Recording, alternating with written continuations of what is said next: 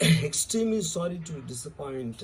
అంటే ఇప్పుడు ఏదో ఉనికిపోతున్నాను మంచం కింద కూర్చొని ఏడుస్తున్నాను అని అందరూ what ever the media speculating, వాళ్ళందరికీ చిన్న డిసప్పాయింట్మెంట్గా ఉండొచ్చు వీడియో. ఇక్కడ పాయింట్ ఏంటంటే, I just want explain the whole concept. ఇప్పుడు నేను ఆల్మోస్ట్ ఒక 1 year బ్యాక్ ఏదో ట్వీట్స్ పెట్టాను అనే ఎలిగేషన్. ఆ ట్వీట్స్ ఎవరో మనోభావాలు దెబ్బతిన్నాయి. ఇక్కడ విచిత్రం ఏంటంటే 1 year బ్యాక్ పెట్టిన ట్వీట్స్ 4 డిఫరెంట్ ప్లేసెస్లో 4 డిఫరెంట్ జ్యూరిస్డిక్షన్స్లో 4కి ఒకే 3-4 రోజుల వ్యవధిలో వాళ్ళ మనోభావాలు దెబ్బతిన్నాయి. వాళ్ళు ఆ పరంగా కంప్లైంట్ ఇవ్వడం, కేసులు పెట్టడం జరిగింది. ఇక్కడ పాయింట్ 1, ఎవరి మీద అయితే నేను పెట్టానని వాళ్ళు చెప్తున్నారో వాళ్ళకి లేదు, ఎవరో థర్డ్ పార్టీ, అసలు సంబంధం లేనివాడు.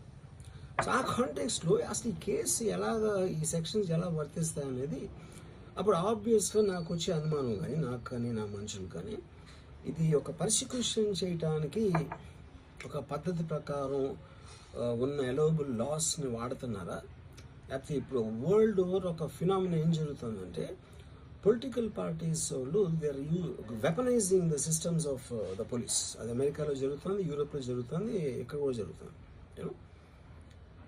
అప్పుడు నేను ఏ ఒక్క వ్యక్తిని, ఒక పోలీస్ ఆఫీసర్ని కానీ, ఒక పొలిటికల్ పర్సన్ కానీ నేను బ్లేమ్ చేయట్లా.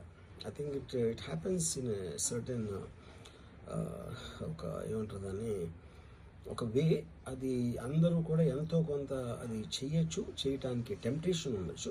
But eventually there is the law of the land which will take the final call. So అది that I completely agree, believe in that and I abide by that as a citizen.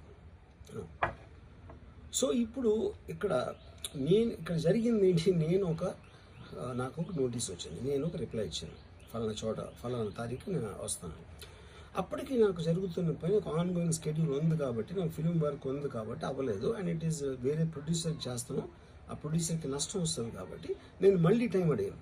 ఇదేంటి case, ఇదేం urgent case అంటే 1 year తర్వాత tweet చూసిన అతనికి 1 weekలో అన్నీ అయిపోవాలనేది ఏమన్నా meaning ఉంటుంది అసలు దానికి? So which basically means it is being done for purposes other than the urgency of the case. ఇప్పుడు అర్జెన్సీ ఆఫ్ ద కేస్ అంటే మీరు మర్డర్లు ఇన్ని జరిగి సంవత్సరాలు తీసుకుని